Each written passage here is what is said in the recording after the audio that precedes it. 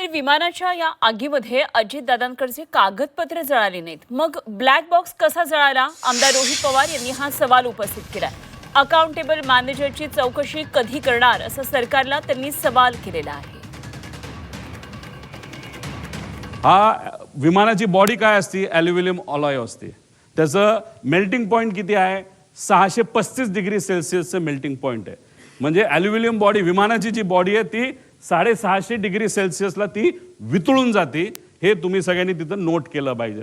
त्याच्यानंतर titanium, stainless steel याचे हे बनलेलं असतं. हा बाहेरचा भाग आहे, हा टायटॅनियम आहे.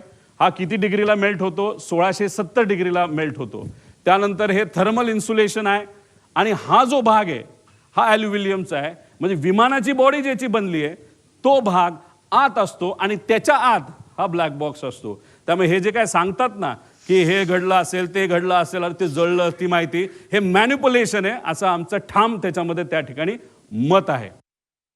आता हे कुठं होता ब्लॅक बॉक्स? हा इथं होता. आता या ब्लॅक बॉक्स म्हणजे विमानाच्या त्या बाजूला हा ब्लॅक बॉक्स जर इथं होता तर अरे बॉडी कुठं जळली आहे?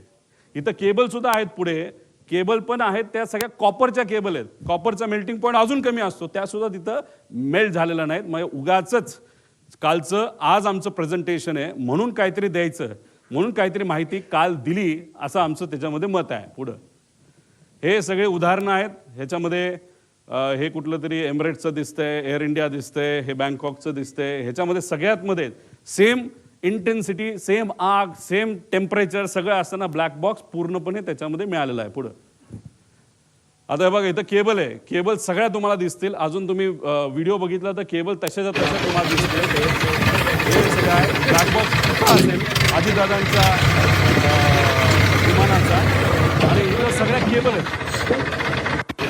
आणि त्याच्या पुढच्या भागाला इथं काय ठेवलं असेल तर 2 कॅन ठेवले असतील असं आमचं मत आहे. ते शोधण्याची जरूरत आहे.